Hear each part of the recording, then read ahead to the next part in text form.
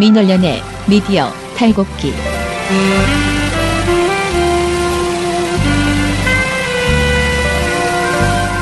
자, 오늘 즐거운 월요일입니다. 아니요. 노는 날이잖아요. 노는 날이라고는 할 수 없나? 아무튼 노동절입니다. 노동절날 우리는 노동을 하고 있는. 자, 민원연의 미디어 탈곡기. 근데 우리 오늘 몇 회예요? 몇 회인지 아세요? 14회. 14회예요? 네. 14회 시작하겠습니다.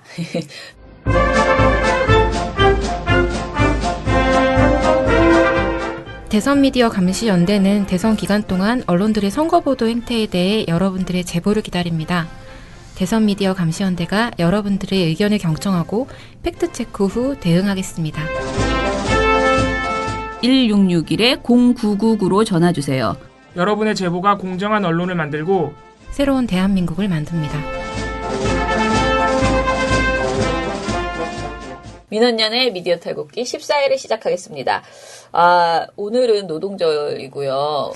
저만 정말 노동과 상관없이 살고 있구나. 예, 그런 생각이 들었습니다. 저만은 아니죠. 더 많은 사람이 사실 노동절에 출근하는 사람 굉장히 많습니다. 제대로 그런 것을 만끽하지 못하는 직종이 워낙 많기 때문에 우리는 아무튼 이번 주를 거의 휴일을 반납하고 거의 모두 출근을 민원연 하기로 했고요. 인턴 분들도 거의 다 나오시기로 해가지고 돈이 문제가 아니고 정말 매우 매우 감사한 그런 마음이 듭니다. 이게 우리 인턴분이 제가 이제 그 휴일 수당으로 하루 출근하시면 이틀의 일당을 드리겠다 그렇게 이제 제안을 하면서 그러니 다 휴일에도 나와주셨으면 좋겠다. 선거를 앞두고 있어서 모니터를 쉴 수가 없다 그렇게 이제 부탁을 드렸는데 그 인턴분들이 처음에는 그 이틀의 일당에 회심의 미소를 싹 지으셨거든요. 서로 눈빛을 막 주고 받으면서 예, 굉장히 좋아하셨는데 갑자기 너무 진지하게 돈이 문제가 아니고 뭐 국가를 위해서 정권 교체를 위해서 이 한 번 바치겠습니다. 그래갖고 우리가 빵 터져가지고 맞아 우린 돈 때문은 절대 아니야 이러면서 설마 돈이 그까지 돈 뭐 2배 주는 게 뭐가 중요하겠어 막 이런 이야기를 막 하면서 전 자랑하려고 그랬는데. 그랬어요? 페이스북에다가. 아무튼 대체 휴일 주셔야 되는 거 아닙니까? 대체 휴일을 줄까 아니면 돈으로 할까 하다가 돈이 더 좋으실 것 같아서 저는 돈으로 한 거예요. 왜냐면 대체 휴일 해봤자 예, 그닥. 왜냐면 우리가 휴가가 많은데도 다 못 쓰고 자꾸 지나가잖아요. 저는 인턴 얘기한 게 아니고 저희 얘기한 건데. 저희도 마찬가지예요. 휴가가 너무 많아서 너무 많다기보다는 그 저희에게 주어진 원래 휴가를 제대로 쓰지도 못하고 있는 상황이어서 그 돈으로 대체되는 것이 더 낫다고 생각해서요. 그렇게 하겠습니다. 알겠습니다. 네. 저는 오늘 두 사람이 터는 것을 열심히 들어보는 식으로만 해볼까 합니다. 자, 오늘 누가 털어보시겠습니까? 모니터를 많이 해온 이봉호 활동가가? 제가 먼저 터나요? 네. 네, 제가 오늘은 먼저 털도록 하겠습니다. 방송. 우리 중요한 걸 빼먹은 것 같은데. 인사 안 했어요? 네. 전 맨날 역시 맨날. 프로방송인. 네, 프로방송인이자 청년회장. 이 청년회장인데 민원연에서 너무 부려먹어가지고 매번 감기에 걸리고 있는 청년회장입니다. 어디서 말도 안 되는. 네, 오늘 그래도 청년회장답게 한번 가열차게 털어보겠습니다. 제가 또 주말 방송을 봤는데 금요일날 토론회가 또 있었죠. 금요일날 토론회가 또 있었는데 생각보다 이제 방송사들이 막바지 토론으로 갈수록 별로 관심이 없어요. 이게 그러니까 이 관심이 꺼지기 시작한 것이 JTBC 토론부터인데 그 전까지는 뉴스들이 그 전에 3번의 토론이 있었죠. 네. JTBC 이전에 토론 한번 하면은 그 다음 날 대략 한 10건의 보도는 냈다고 보시면 돼요. 토론 관련해서 그 다음 날 그 다다음 날까지. 근데 JTBC부터 한 4-5건밖에 보도를 안 하더니 네. 지난주 금요일에 있었던 토론회 선관위 2차 토론회에서는 다들 토론 관련 보도가 3-4건밖에 안 됩니다. JTBC랑 채널A는 한 건밖에 안 했어요. 토론 보도를. JTBC도. 네, JTBC도 안 하는 거예요. 관심 없어.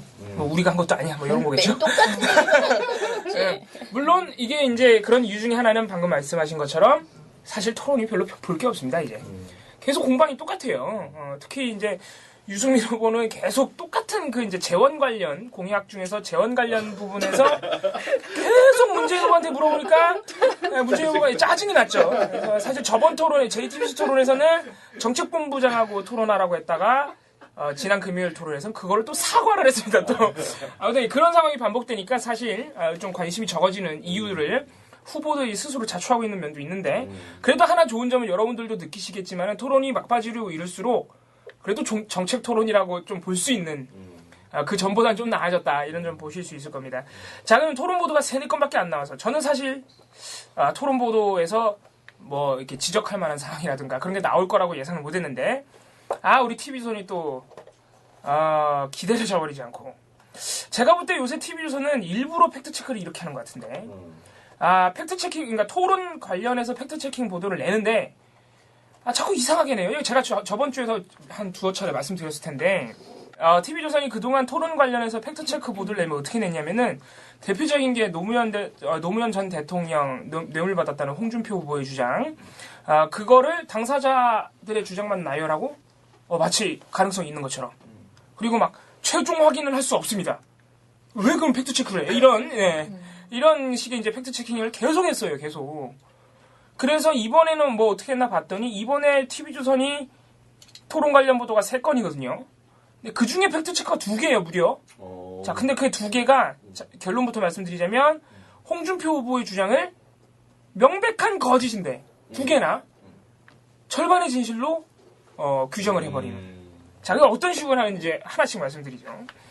첫 번째 TV조선이 팩트체크한다고 내세운 거는 이제 금요일 토론에서 나왔던 홍준표 후보의 주장 중에 이런 게 있습니다. 심상정 후보하고 말다툼하다가 통진당도 그때 정리해고법 같이 만들지 않았느냐. 그거. 네. 이제 정리해고 그 쌍용차 해고자들 문제를 논의하시다가 두 분이서 홍준표 후보가 버럭하면서 정리해고법을 통진당도 같이 만들었다. 이렇게 주장을 하셨죠. 자, 이거는 누가 봐도 거짓이에요. 이 이제 정리해고법이라고 칭한 법이 근로기준법 24조에 해당하는데 요게 1998년 김대중 정부 때 법제화가 됐습니다. 그런데 통합진보당은 2011년에 창당이 됐어요. 3년이나 지난 다음입니다. 그리고 통합진보당의 전신이라고 할 수 있는 민주노동당도 2000년 창당이에요. 그러니까 98년에 제정된 법과는 관련이 없죠. 통진당이 관여를 하고 싶어도 관여를 할 수 없었던 그런 법안입니다. 그러니까 일단 여기서 거짓이에요. 더 이상 할 말이 없어요, 여기 대해서는. 그래서 SBS도, 이 보도 없는 와중에 SBS도 팩트체크를 하나 했는데, SBS는 딱 요것만 말하면서 거짓! 하고 넘어갔단 말이에요. 자, TV조선이 이거를 절반의 진실로 했는데, 자, 홍준표 후보의 주장은 절반의 진실이다. 왜 그런지 말씀드릴게요. 제가 아까 말씀드린 그 법제화가 된 시점과 통진당의 창당 시점은 TV조선도 그대로 말했어요. 그 부분은 사실이 아닌데, 자, 홍준표가 그 말을 하기 전에 통진당도 같이 만들었잖아. 그 말을 하기 전에 정리해고법은 김대중 정부 때 여야 합의로 만들어진 것인데 그때 통진당도 같이 하지 않았느냐 이렇게 말을 했거든요. 자, TV조선이 통진당 부분을 싹 떼고 그 앞에 여야 합의로 만들었다는 말은 사실이다. 그러니까 절반의 진실이다 이거예요. 자, 이게 얼마나 말이 안 되는 주장이냐면요. 98년도에 여야 합의를 했든 안 했든 여야 합의를 했어도 통진당과 관련이 없는 거예요. 그리고 그 주장에서요. 그 누구도 그 주장의 핵심 포인트가 여야 합의에 있다고 생각하지 않아요. 통진당이 정리해고법을 만들었다는 거기에 지금 검증의 어떤 주안점이 있는 거예요. 근데 TV조선은 아무도 제가 다른 매체 다 뒤져봤는데 그 홍준표 후보의 여야 합의 그것까지 그 발언까지 가져와서 팩트 체킹을 한 매체는 단 한 군데도 없어요. TV조선만 그 주장을 가져와서 제가 볼 때는 억지로 절반의 진실을 만들어준 거예요. 명백히 거짓인 주장은. 그래서 이거는 거의 뭐 팩트 체킹이 아니라 팩트 장난 또는 뭐 팩트 왜곡에 가까운 그런 주장입니다. TV조선이 팩트 체크를 또 하나 했는데 이것도 홍준표 후보 주장이에요. 이것도 절반의 진실로 만들어주고 있어요. 자, 이거는 또 어떤 거냐면, 이건 어떤 거냐면은, 자, 홍준표 후보가, 이건 문재인 후보랑 싸우다가 이런 말을 했습니다. 노무현 정부 때 진위 개수가 가장 나빴다. 가장 높았다. 경제 지표 중에 하나인데, 우리나라 국민들이, 이제 버는 것 중에서 먹는 데 쓰는 게 너무 많다는 거예요. 진위계수가 높으면 되게 못 사는 나라예요. 그래서 먹는 게 높으면. 그래서 홍준표 후보가 진위계수가 노무현 정부 때 가장 높았다는 주장을 했어요. 지난 금요일 토론 때. 자, 이거는 이제 팩트체킹 한다는 거예요. 그래서 자, 어떻게 하는지 한번 봅시다. TV조선에 이렇게 말을 합니다. 기자가. 정권별로 평균을 내보면 진위계수가 김대중 정부 0.279, 노무현 정부 0.281, 이명박 정부 0.292, 박근혜 정부 275로 이명박 정부 때 가장 높았다. 자, 그래서 평균 수치로만 보면 홍 후보의 주장은 사실과 다르다. 그럼 여기까지 하고 끝냈어야 돼요. 여기까지 하고 끝냈어야죠. 그러니까 진위계수 평균 지수로 보면은 이명박 정부 때가 제일 높아요. 지금까지 역대 정부 중에. 그러면 이미 거기서 사실관계가 틀린 거예요. 자, 그런데 이것도 이제 TV조선이 절반의 진실로 만들어주는데 왜 그러냐면은 홍준표 후보가 여기다 대고 뭐라고 이제 해명을 했냐면은 노무현 정부 때 경제정책이 실패하면서 노무현 정부 말미에 진위계수가 급상승했다. 말미에 급상승했다 이거예요. 그래서 이게 영향을 줘가지고 이명박 정부 때 높아진 거다. 근데 이명박 정부 말기로 가면 다시 낮아졌고 박근혜 정부 때 계속 낮았다. 자, 요런 주장을 했어요. 심지어 이거를 토론 때도 말씀하셨지만은 페이스북에 또 올려서 다음날 억울했나 봐 되게. 자, 그거를 자, TV조선이 요 해명을 또 붙여주는 거예요. 그래서 뭐라고 설명하냐면은 TV조선이 연도별로 보면 노무현 정부 초 0.27이었던 진위계수가 노무현 정부 초기 이후 계속 꾸준히 올라가서 이명박 임기 초반이 되면은 최고치가 된다. 2009년이 되면. 그러니까 절반이 진실이라는 거예요. 해명은 맞다는 거예요. 근데 이것도 말이 안 되는 주장이에요. 노무현 정부 초기에서 그래 꾸준히 올라갔다. 거기까지 인정한다 칠게요. 2009년에 최고치를 찍었대. 2009년은 이명박 정부예요. 무슨 상관이야 이거죠. 근데 어떤 의도인지는 알겠어요. 그러니까 노무현 정부가 너무 못해서 이명박 정부 초기 때 이명박 정부가 어떻게 손쓸 틈도 없이 뭐 이제 진위계수가 올라갔다 이런 의도겠죠. 그러니까 홍준표 후보 주장이 맞다는 거예요. TV조선의 결론은. 자, 그런데 이거를 다른 매체들이 어떻게 팩트체킹했는지 말씀드리자면 자, KBS, 경향신문 많은 매체들이 이걸 팩트체킹했어요. TV조선처럼 홍준표 후보의 반박까지 그러니까 해명까지 팩트체킹했는데 TV조선과 같은 결론을 낸 매체는 또 하나도 없습니다. 다 해명까지 거짓이라 이거예요. 예를 들어서 KBS가 안타까운 점이 KBS 9시 뉴스에는 팩트체킹이 안 나와요. 공방 보도만 나오거든요. 근데 요건 인터넷판으로. 제가 볼 때는 이런 일이 잦아요, KBS가. 그래서 방송에 못 나오는 인터넷판 기사들을 보면 좋은 게 있어요. 그러니까 일부 기자들이 굉장히 좋은 기사를 쓰는데 제가 볼 때 이제 방송에 못 나가는. 이게 작년 사드 배치 결정 당시에도 KBS에 이런 보도가 많았어요. 아무튼 안타까운 점인데. 그래서 KBS가 팩트체킹 보도인데 방송에 나가지 않은 팩트체킹입니다. 이거 보시면은 뭐라고 했냐면은 홍준표 후보의 반박을 재반박하고 있습니다. 통계청이 제시한 2인 가구 처분 가능 소득의 진위계수를 보면 외환위기 IMF를 치렀던 김대중 정부 때의 진위계수는 집권 후반 초반보다는 낮아졌다. 재밌죠? DJ 정부 때 진위계수가 가파르게 상승했다는 홍준표 후보의 주장은 사실이 아니다. 첫 번째 사실이 아니라는 거고요. 그리고 노무현 정부는 집권 4년차까지 1998년 외환위기 당시보다 진위계수가 오히려 낮았다. 집권 4년차까지. 자, 이거는 무슨 말이냐면은 노무현 정부 집권 4년 차면 말기죠. 말기 때까지 오히려 외환위기 당시보다 진위계수가 낮아졌다는 거예요. 그리고 진위계수가 급상승 최고치를 찍은 거는 2009년인데 KBS는 이거를 어떤 이유에서 찾냐면은 2009년에 광우병 파동 등으로 사회적 갈등이 극심했다. 그리고 2009년은 이명박 정부 초기가 아니고 정권 2년 차다. 이런 식으로 반박을 해준 거죠. 그러니까 KBS 이거 경향신문도 똑같은 결론이에요. KBS와 경향신문의 결론은 반박한 것도 틀렸다예요. 네. TV조선만 그러니까 사실 TV조선 제가 아까 말씀드린 그 이제 TV조선의 팩트 체킹 노무현 정부 초기 때는 낮았다가 후반부로 급상승해서 2009년 이명박 정부 초기 때 최고점을 찍은 것이다.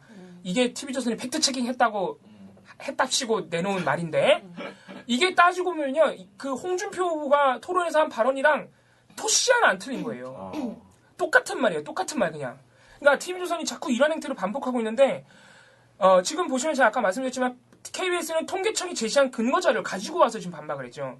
이게 팩트체킹의 기본이에요. 기본. 그러니까 해당 주장에서 나오지 않은 다른 객관적 근거를 가지고 와서 반박을 하든 아니면 맞다고 인정을 해주든 해야죠. TV조선은 그런데 그냥 그 발언 똑같이 해서 말만 좀 토시만 좀 바꾼 다음에 팩트체킹한 것처럼 말을 하고 절반의 진실이다. 말이 안 되는 거예요. 그러니까 팩트체킹 기본도 안 돼 있고 시청자를 우롱하는 지금 지경에 와 있어요. 이게 제가 볼 때는 노무현 전 대통령 뭐 뇌물 수수 의혹 팩트체킹 이런 거보다 더 심각한 지경에 이르렀어요. 지금 주말에 나온 보도는. 그래서 그러니까 좀 심하게 얘기하면 거짓말을 진실로 지금 둔갑시키고 있는 거예요. 그 이상하게 유독 홍준표 후보의 주장만. 그게 아주 심각한 상태입니다. 이거는 거의 뭐 민원연 차원에서 보고서로 나가겠지만 제가 볼 때는 우리 이제 민원연에 계신 학자분들이 관심을 표명하고 있대요. 이런 팩트체킹 행태에 대해서. 거의 연구 대상이에요, 진짜. 왜 도대체 어째서 이런 보도를 내는지 팩트체킹 이름을 달고. 어째서는 우리가 다 알지. 그렇죠. 어째서는 수십 년 동안 해왔던 반응인데. 네. 어째서는 알죠. 나쁜 놈들이니까. 이게 수치로 잡히지가 않는 거예요. 팩트체크가 많다고만 하는 것이 수치로 잡히고요.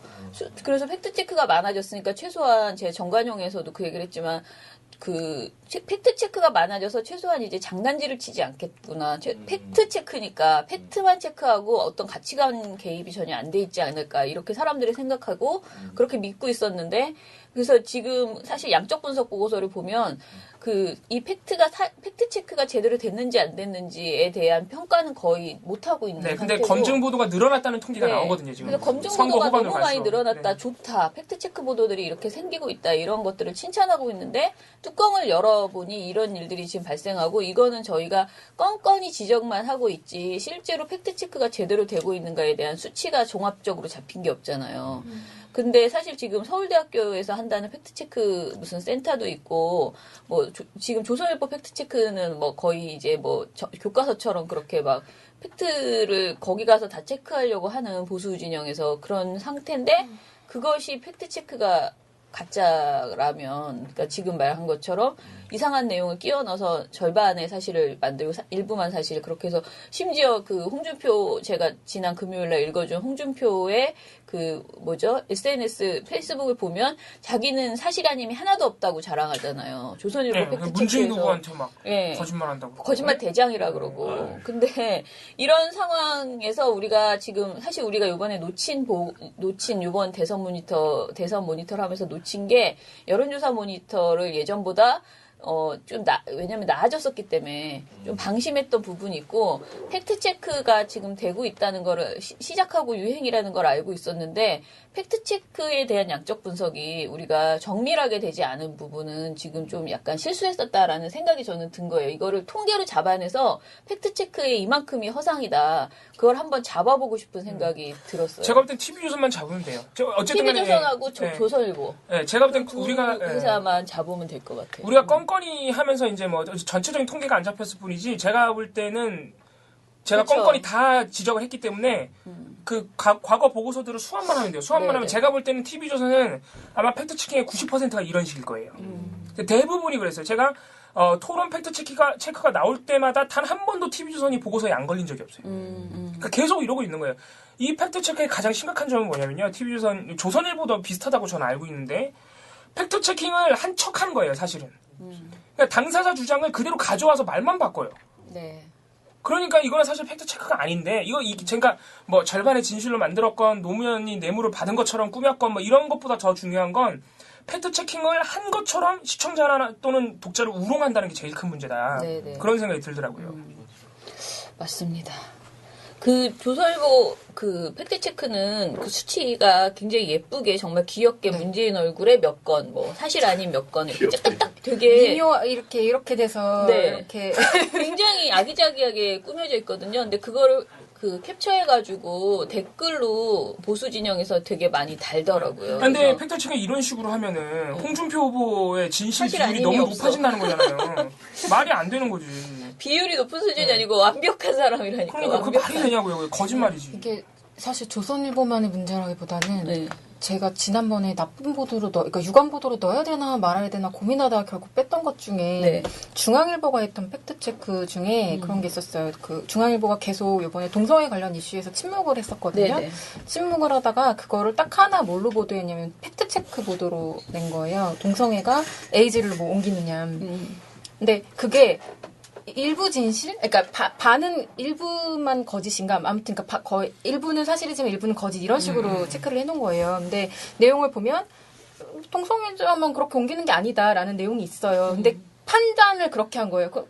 일부 일부는 뭐 옮기니까 그 주장이 다 틀린 건 아니다. 하지만 또 그렇다고 그렇게 말하는 건 아니지. 아니, 너무한다. 이런 식인 거예요. 근데 사실 동성애자가 그렇게 다 옮긴다라는 주장에 대해서 명백한 거짓이라고 말을 해줘야 되는 거잖아요. 그렇게. 근데 이제 약간 그런 장난을 치는. 욕먹고 싶지 않은 거죠. 네, 그러니까 양쪽에다가 뭔가 다 발을 걸쳤는 듯한. 자, 이것도 사실은 다른 매체랑 비교하면은 그 극명히 다른, 어떤 매체들은 완전히 거짓으로 규정을 하거든요.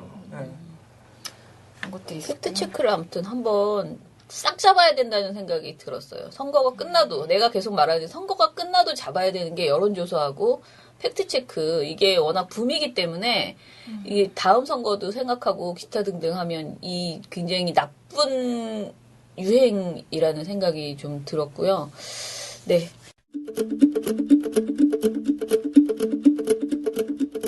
신문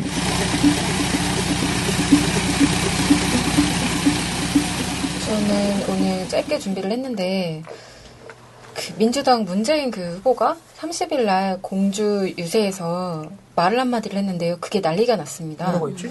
선거철 공주 유세. 되니까 선거철 되니까 또 색깔론 종북몰이가 시끄럽다. 이제 국민들도 속지 않는다. 이놈들아 이렇게 얘기를 하셨어요. 그게 뭐 그렇게 큰일 날 일이지? 근데 이걸로 사설을 냈는데 누가요? 조선일보인가?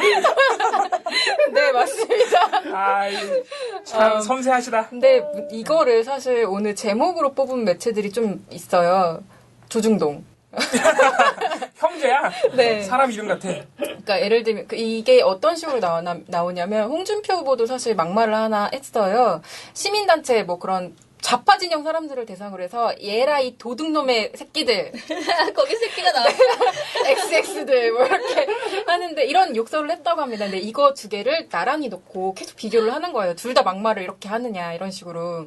예를 들면 중앙일보는 홍 도둑놈들 큰 따옴표로 그렇게 말하고 문 이놈들이 이놈들아 이렇게 큰 따옴표에서 하나의 제목으로 뽑고요. 또 동아일보 같은 경우는 문 이제 색깔론 안 먹혀 이놈들아 안 보는 문뿐 맞지요? 뭐 이런 식으로 뽑고. 근데 조선일보 같은 경우는 6면이 오늘 아주 총체적으로 문제였는데 6면에 있는 모든 기사가 다 일단 다 따옴표 기사였어요. 다 이렇게 유세하면서 했던 막말들이나 좀 자극적인 발언들을 다 뽑았는데 문, 색깔론 국민들 안 속는다 이놈들아 이렇게 하고 그 밑에는 안, 문의 통합정부 패권 감추려는 속임수 이렇게 하고요. 그 아래에는 다시 홍, 좌파단체, 에라이 도둑놈의 새끼들 새끼들이라고 또 안 하고 XX들이라고 표현을 했습니다. 이렇게 하고 뭐 이제 유승민 후보, 심상정 후보 뭐 이런 옆에 다 이렇게 배치를 해놓은 거예요. 근데 흥미로운 게 이게 사설까지 써서 이 문 후보의 이놈들아 이 발언을 비판을 하는데 사설 제목이 문측 이제 다 이겼다고 이놈들아 괴멸시킨다 하나 이겁니다. 누가 그랬어? 근데 이게 참 그래요. 뭐라고 얘기를 하냐면 문 후보는 자신의 대북 안보관과 관련된 비판 검증에 색깔론, 종북몰이라는 식으로 대응을 해왔다. 노무현 정부가 북한 인권 결의안을 북에 물어보고 기권했다는 문제도 TV 토론회마다 설명이 달라진 내용을 지적해도 색깔론이라 반발했다. 대선 후보 안보관은 국민이 최우선으로 알아야 할 부분이지만 그런 태도로 일관했다. 그러더니 상대 진영을 향해 이 X들이라고 하는 상황까지 왔다. 문 후보가 이 X들이라 한 사람, 이해찬 의원이 괴멸시켜야 한다고 한 사람들은 보수 진영 후보들과 그들을 지지하는 국민들 것이다. 갑자기 이런 결론을 갑자기 이런 결론을 내리면서 정치의 자세가 아니다 이렇게 말한 다음에 마지막 단락에 홍준표 후보도 자신을 반대했던 시민단체 사람들에 대해 에라이 도둑놈의 XX들이라고 욕설을 했다. 대선이 8일 남았다. 더 이상의 편가르기와 막말을 막을 수 있는 것은 유권자들 뿐이다.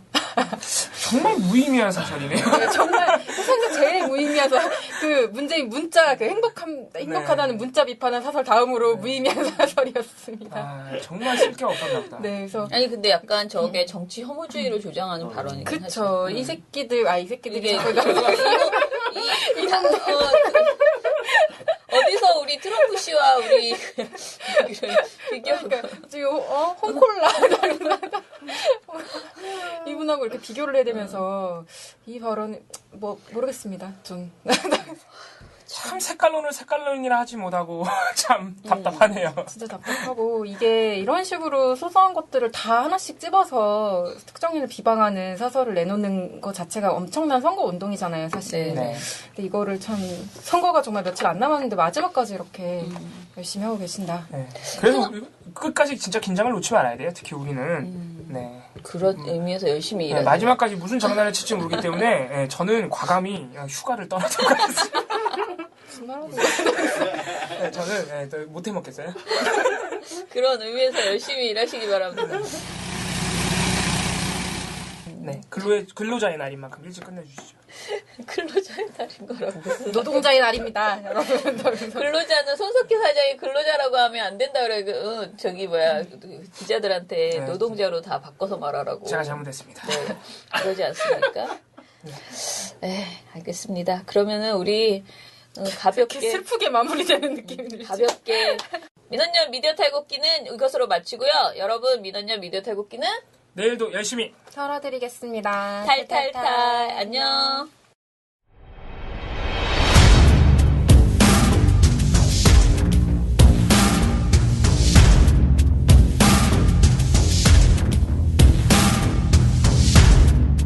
안녕하세요. 민원연 김원경 사무처장입니다. 민주언론시민연합은 언론 권력을 견제 감시하는 대표 언론시민단체입니다. 1984년 창립 이후 민원연은 지속적인 시민 언론 운동을 전개하며 언론 민주화를 이끄는 데 주도적인 역할을 담당해 왔습니다. 앞으로도 6천 민원연 회원 그리고 민주시민과 함께 우리 사회 언론 민주화를 위한 걸음을 우직하게 걷겠습니다. 민주언론시민연합은 여러분의 소중한 후원으로 투명하게 운영됩니다. 민주언론시민연합은 여러분의 소중한 후원으로 투명하게 운영됩니다. 후원 계좌 신한은행 100-019-186-241입니다.